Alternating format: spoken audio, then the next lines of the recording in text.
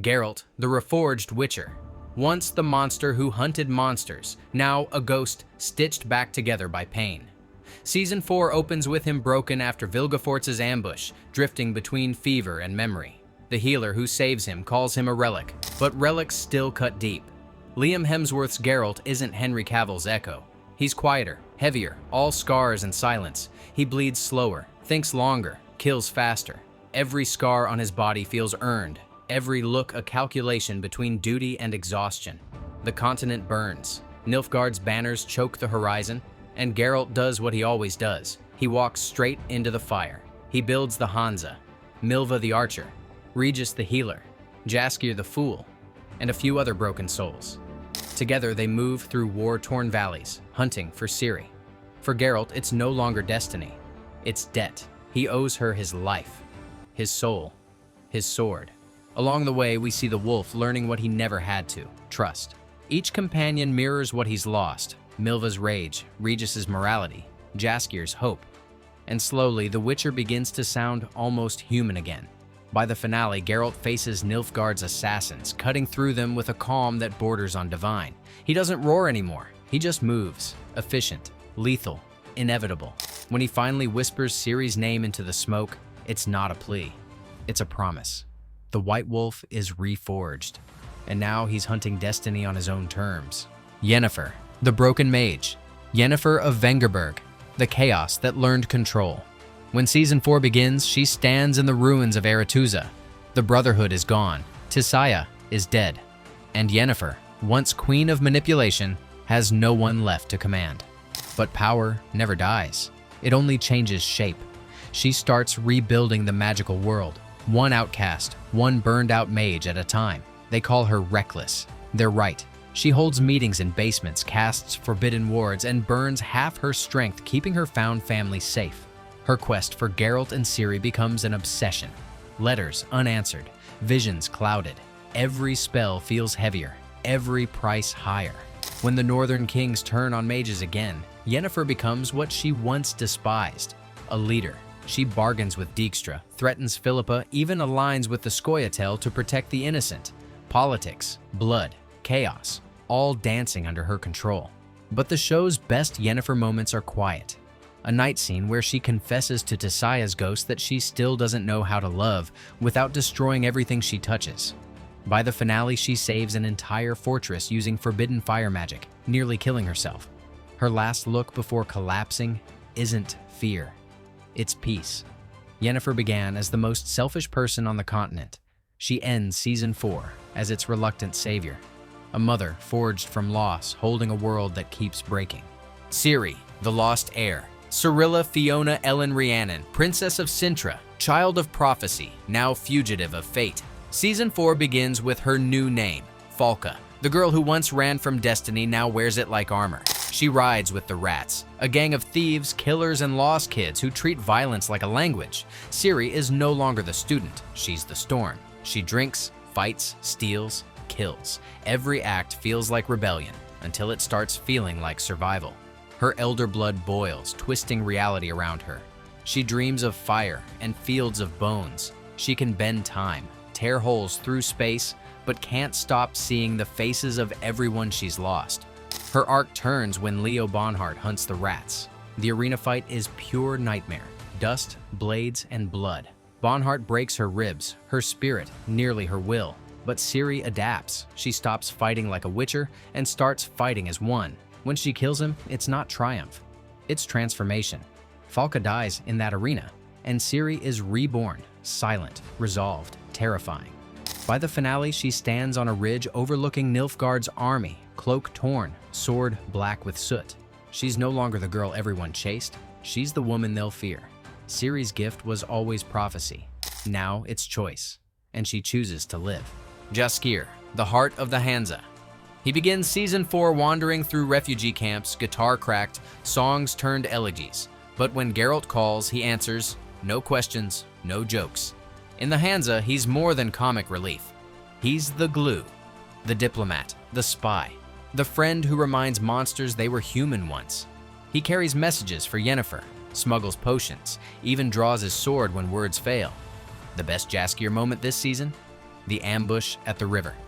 He takes an arrow meant for Geralt, keeps singing through the pain, and turns a bloodbath into a rally. "If we die," he says, "let's die loud enough to be remembered." By the finale, his music becomes legend again, not ballads of heroes, but laments for the lost.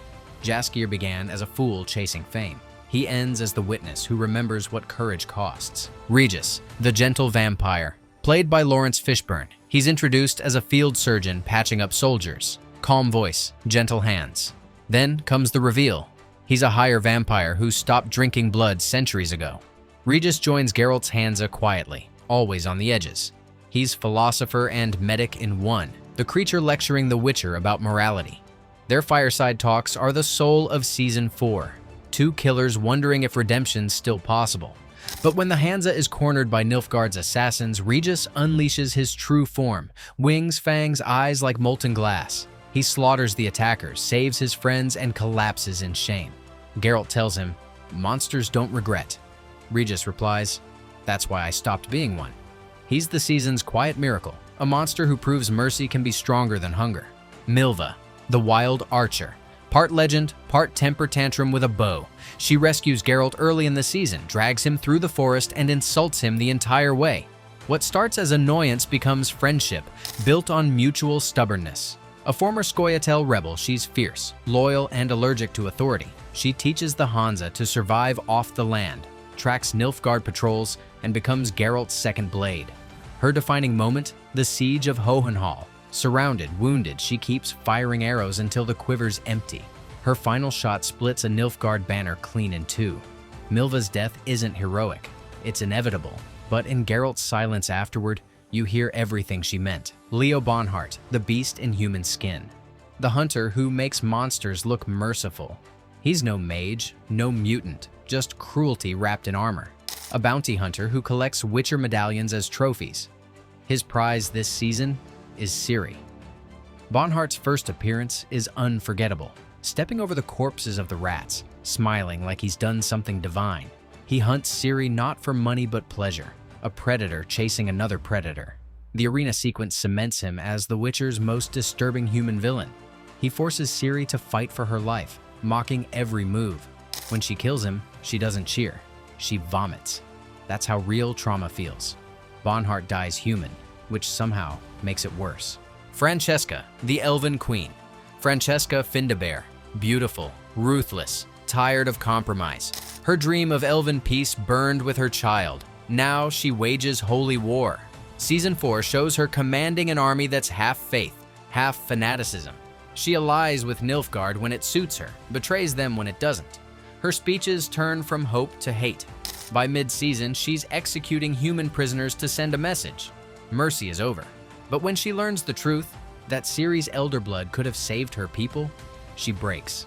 Her last scene shows her walking into the ruins of Dol Blathanna, alone, crown in hand, whispering an apology to a baby that never grew up. Francesca's tragedy isn't that she failed, it's that she forgot why she fought. Dijkstra and Philippa, the scheming shadows, the spider and the serpent of Redania. Dijkstra plans like a soldier. Philippa plots like a god. Together, they move armies without drawing swords. Season 4 finds them rebuilding Redania's spy network, manipulating every kingdom in sight. They fund assassinations, broker betrayals, and even attempt to weaponize Yennefer's reforms. When the war turns, they turn with it, always landing on their feet. But their partnership starts to crack. Philippa wants power for ideology. Dijkstra wants survival. One uses eyes, the other claws. Their last scene together is all venom. "We could have ruled the continent," Philippa hisses. Dijkstra answers, "We already did." That's why it's dying. In a story full of monsters, they prove politics is the darkest magic of all. Emhyr var Emreis, the White Flame.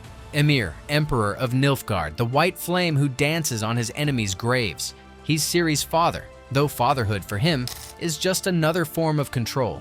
Season 4 shows him tightening his empire's grip, burning villages that won't swear allegiance. His generals fear him more than the enemy. When he learns Ciri lives and calls herself Falka, something inside him fractures. Love twists into obsession. He sends armies not to conquer, but to cage. By the finale, Emhyr's empire stands vast but hollow. He's surrounded by gold, corpses, and silence. The white flame still burns, but it no longer warms anything.